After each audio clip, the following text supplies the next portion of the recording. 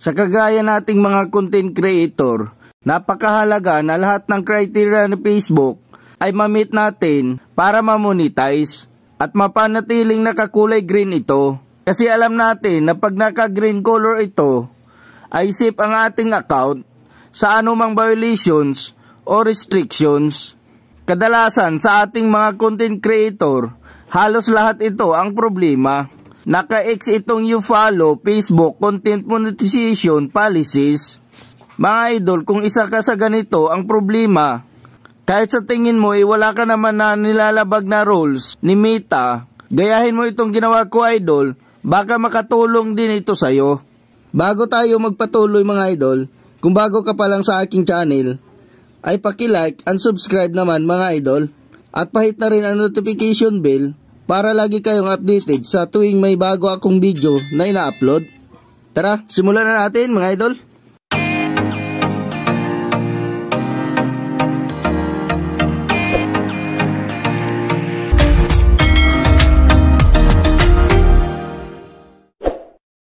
Karaniwang dahilan kung bakit nakakaranas ng paglabag o issue ang mga Facebook content creator pagdating sa Facebook content monetization policy ay ang paglabag sa community standard, paglabag sa intellectual property.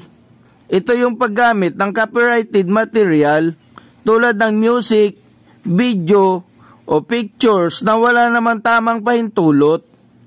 Engagement bait, ang labis na paghihikayat ng likes, share, o comments, low quality content, at paglabag sa partner monetization policy.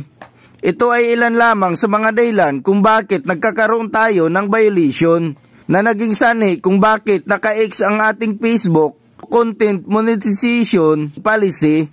Kaya naman mga idol, kung may mga video o post kayong alam nyo naman sa sarili nyong hindi authentic o not originally from you, mas magandang burahin mo na lang ito at iwasang gumamit ng mga copyright music or audio. Pero kung alam nyo naman mga idol na wala na kayong nalabag na rules ni Meta, malinis na ang iyong profile o page, binura nyo na lahat ng video o post mo na sa tingin mo ay naging dahilan ng pagkakaroon ng violations mo, pero naka-X pa rin itong you follow Facebook content monetization policy sa dashboard mo.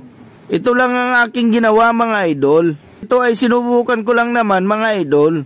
Kasi wala naman akong ibang ideya o alam na paraan kung paano ito masolusyonan. Ginaya ko yung ginawa ko dati sa page not eligible ko. Kung napanood nyo yun mga idol, ito siya. Na nagsubmit ako dito ng report a problem. Ang main purpose ko doon ay mawala yung pagiging not eligible ng page ko, which is naging successful. Hindi ko rin inakala na pati yung naka-X na i-follow Facebook content monetization policy ay kasama sa mariresolve. Kaya ganito rin ang ginawa ko ngayon. Nagbabaka sakali akong sa paraang ito ay mag-okay din ang dashboard nitong isang account. At effective naman siya mga idol. Ang dating naka-X na Facebook content monetization policy ngayon ay naka-green check na. Kaya subukan mo rin ito mga idol. Ito lang po ang ginawa ko sa aking Facebook. Punta tayo sa help and support. Then, report a problem. Continue to report a problem. Pagkatapos mga idol, click itong include. Piliin po kung page o profile. Dito natin isusulat ang ating detalye ng ating problemang i-report o i-request. Pwede nyo ulit itong gayahin itong ginawa ko mga idol. Ilalagay ko na lang ulit ito sa description itong video para makopya nyo.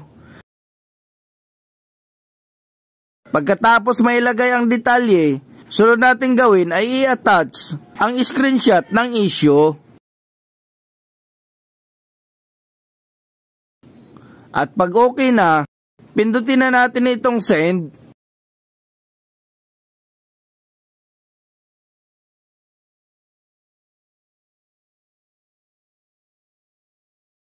After 2 weeks of waiting,